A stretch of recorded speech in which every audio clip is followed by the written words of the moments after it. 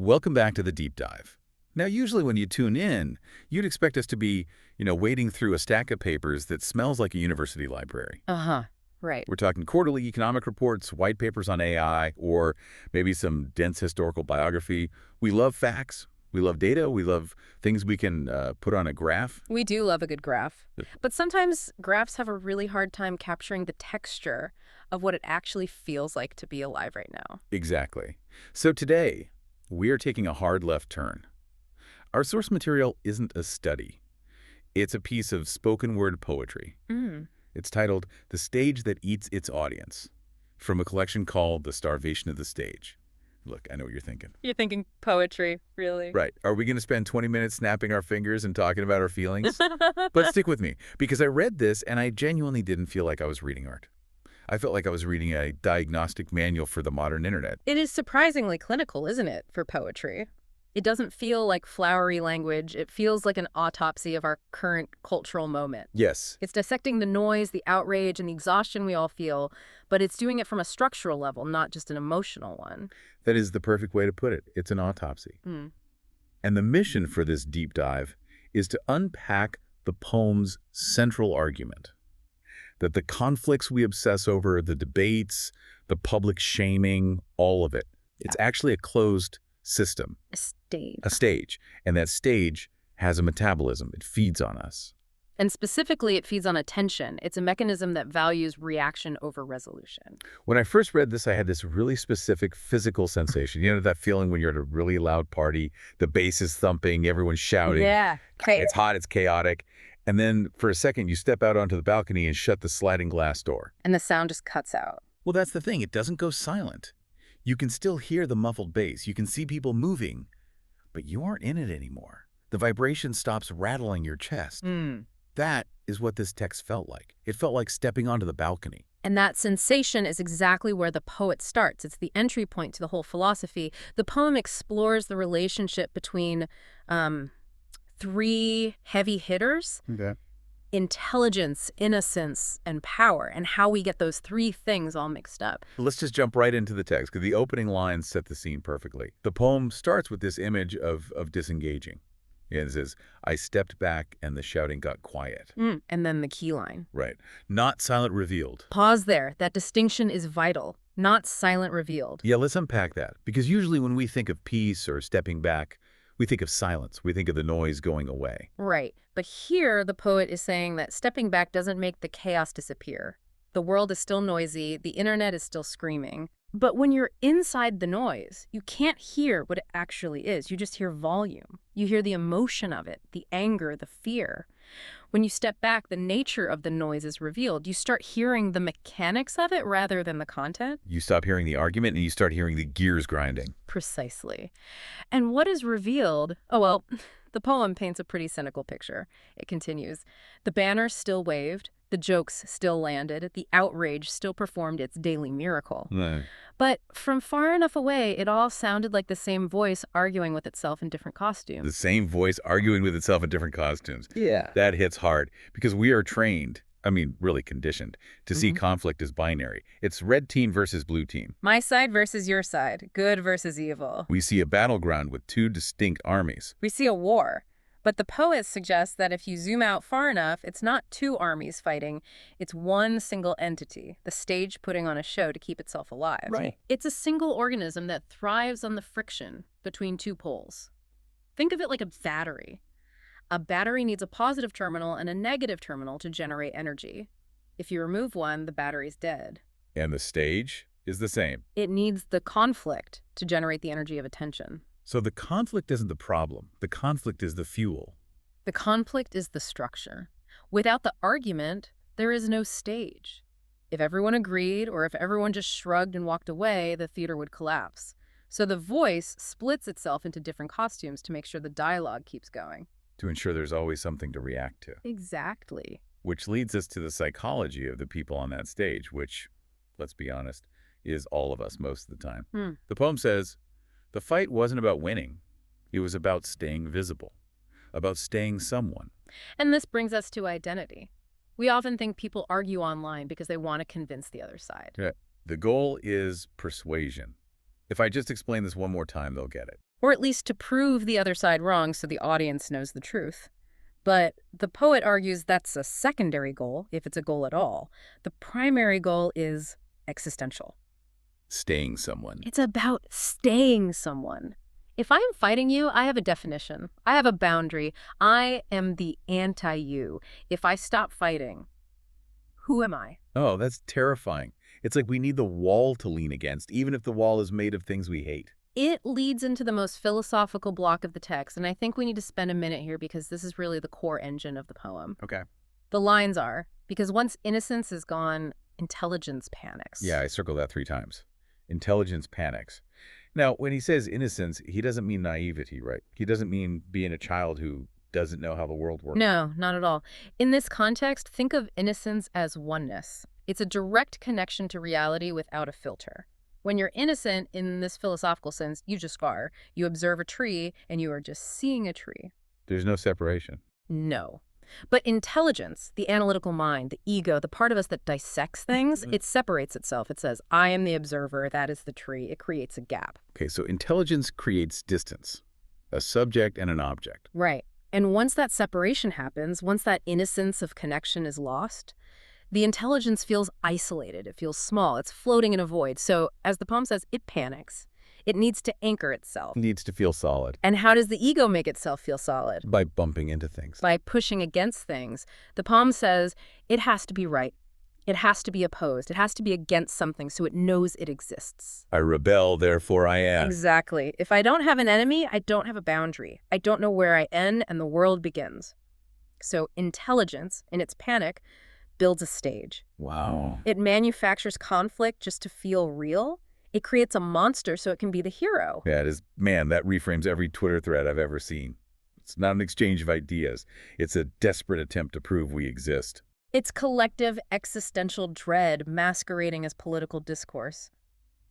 We are screaming, I am here, by screaming, you are wrong. And once this stage is built, everyone gets sucked in. The poem lists the roles we play. Every critic becomes a performer. Every satirist becomes a broadcaster. Every protest becomes choreography. It's the trap of opposition. This is where the source material gets really challenging for people who, consider themselves activists or critics. It suggests that even our resistance is scripted. Totally. Yeah, it calls out the good guys, too. It says they think they're breaking the spell while chanting the name louder. It's the paradox of resistance within a closed system. If you spend all your energy shouting the name of the thing you hate, you are keeping that thing relevant. You're keeping it center stage. You're giving it life. Yeah. There's that line about mockery, too. They think mockery dissolves power while rehearsing its image with better lighting. That makes me think of all those late-night comedy shows. They spend 20 minutes just roasting a politician. Right. And we laugh, we feel superior, but what have we actually done? We've dedicated 20 minutes of prime mental real estate to the very figure we claim to despise. We've rehearsed the image, we've polished it. We've kept it in the public consciousness. Because, as the poem says, and this is probably the most quotable part of the whole piece, the part I want to tattoo on my forehead. What is it? Power loves nothing. It feeds on reaction. Approval is optional. Attention is mandatory. Approval is optional, attention is mandatory.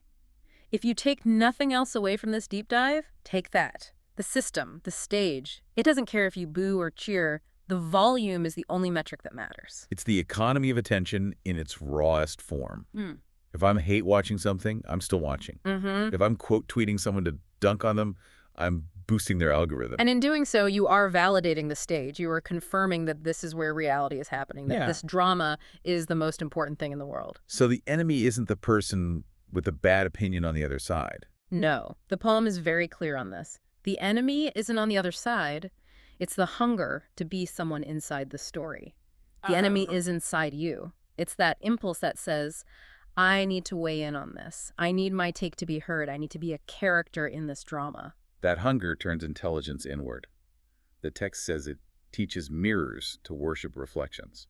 And now we're getting into the metaphysical deep dive. This is the false creator section. Yeah, talk about that. The poem mentions ancient people calling this a false creator. It felt a little bit matrixy or maybe Gnostic. It's definitely touching on Gnostic ideas, that idea of a demiurge, a false god that creates a flawed world to trap us. But here, the false god isn't some supernatural being, it's the human mind. Okay. The poem calls it an intelligent system forgetting it authored the world and blaming the world for what it wrote. That's a heavy concept. Forgetting it authored the world. Could you give me a concrete example of that? Sure, think about something like the economy, or social status, Hmm. or even political parties. We invented these things, humans wrote the rules. They're fictions. They are fictions we created to organize ourselves, but then somewhere along the way, we forgot we wrote them. We started treating them like laws of physics. We say, well, the market demands this, as if the market is gravity. Or, I can't do that, it would look bad. Look bad to who? To the system we invented. We crown the symbols and then kneel to them. Exactly. We worship our own reflections. And because we've forgotten that we are the authors, we feel powerless. We feel like victims of the system we are actively sustaining with our belief. And the poem calls this a mistake. Not a monster, not a metaphor, a mistake. That's a compassionate view, actually. It suggests this isn't evil. It isn't some grand conspiracy. It's just confusion. It's intelligence getting tangled in its own shoelaces. But the result of that mistake is that we fracture into camps. Right. Each convinced the other is wicked. Each secretly relieved that the center still holds. Secretly relieved, that's the sting. Yeah. Why relieved? If I think the other side is wicked, wouldn't I want them gone? Well, if they were gone, the game would end. If the fight stops, if the center collapses, then we have to face the void. We have to face ourselves. The poem asks that provocative question. Without the fight, what do you do with your hands? I literally looked at my hands when I read that. It's such a weirdly uncomfortable question. If I wasn't scrolling, if I wasn't debating, if I wasn't worrying about the news, Yeah. what would I actually do? It reveals how much of our activity is just fidgeting. It's distraction from being. We Yeah. are terrified of the silence, so we keep the drama going. We keep the stage full so we don't have to look at the empty auditorium. Yeah. So we're stuck. The stage is full. Everyone's acting. The audience is gone because everyone is on stage now trying to be the main character. How do we get out? What is the solution? The poem is very specific about what doesn't work. Right. Shouting louder doesn't work. Winning arguments doesn't work. Even replacing the story doesn't work. Why not? Because all of those are just new acts on the same stage. If you start a revolution to replace the king, you're still playing the game of kings. You're just changing the costumes again. So what's the move? The poem says, and then very quietly, someone stops. Someone stops. Not someone fights back, not someone creates a better system. They just stop. Not in protest, not in despair. They just stop feeding it. This is crucial. It's not a passive-aggressive silence. It's not giving up in hopelessness. It is an active withdrawal of energy. It's realizing that the car doesn't run without gas, and you are holding the gas nozzle. The gas is attention. Yes. And when you simply stop feeding it, the poem describes the result beautifully. The spell doesn't explode, it starves. I love that imagery. We always expect the system to end with a bang, right? A Yeah. revolution, a collapse, a grand finale. But this says no applause, no triumph, no credits. It just withers, it loses its grip. And this is really hard for our egos to accept. We want the credit. We want to be the hero that slew the dragon. But the poem says you don't slay the dragon. You just stop imagining it and it fades away because it was never real in the first place. And then you're left with the ending, which is my favorite part. Just the sudden, unfamiliar feeling of standing in a room that no longer needs a performance. That is the definition of reality in this text, a room that doesn't need a performance. Think about how rare that is in our modern life. So rare. To be in a space, mental or physical, where you aren't trying to project an image and you aren't consuming someone else's projection, you aren't curating your life for an audience, and you aren't the audience for someone else's curation. It sounds lonely at first, like if I'm not performing, am I invisible? But the poem says that's not power leaving. That's influence losing its grip. It's the reclamation of the self. When you aren't performing for the mirror, you can actually see through it. You can see the world again. You get your innocence back. That's what recognition feels like when it finally speaks without needing to be heard. That's true power. Power that doesn't need to shout. Power that doesn't need a like button. It's the power of simply existing without the panic of intelligence trying to prove itself. It's a very quiet, very sturdy kind of existence. A complete 180 from how we usually operate. We think, I need to get informed. I need to take a stance. I need to make sure everyone knows where I stand. And this poem is saying, maybe you don't. Yeah. It's saying that by doing that, you are just feeding the beast that is eating you. You're starving your own life to feed the stage. You are burning your own time to keep the false creator warm. So let's bring this back to the learner. Why does this matter? We usually talk about productivity or knowledge acquisition. This feels almost anti-knowledge, or at least anti-information. I don't think it's anti-knowledge, it's anti-noise. For the learner, for anyone trying to navigate the information age, this is a survival strategy. Okay. We are drowning in content, we are drowning in takes.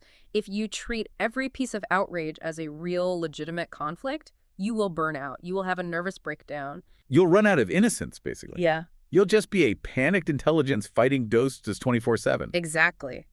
This poem offers a tool, a filter. The tool is step back.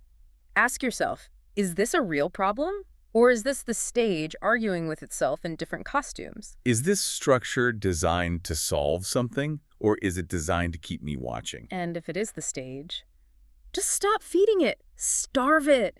Save your attention for the things that are actually in the room with you. The things that don't need a performance. Your family, your work, the actual tree outside your window. It's funny, we started this thinking we were analyzing a poem, but we ended up analyzing why we check our phones first thing in the morning and why we feel so bad afterwards. That's what good art does. It holds up a mirror, but not the kind that worships reflections, the kind that shows you the truth, it shows you the wires. So here's the challenge for you listening right now. We always like to leave you with something to chew on. And today, it's not a productivity hack. It's a subtraction. The poem asks, without the fight, what do you do with your hands? I want to twist that slightly. Think about the conflicts in your life right now, the ones on your screen or in your office or in your head, the ones that demand you pick a side. The ones that make your heart rate spike just thinking about them. Identify just one of them. And try, as an experiment, to stop reacting. Don't fight it. Don't post about leaving. Just withdraw the fuel. If you stop feeding that conflict, who would you be when the room goes quiet? Would you be relieved? Or would you be terrified that you've disappeared? It's a scary question, but finding the answer might be the only way to get your innocence back. Find that quiet room. It's worth it. Thanks for taking this deep dive with us today. See you next time. Take care.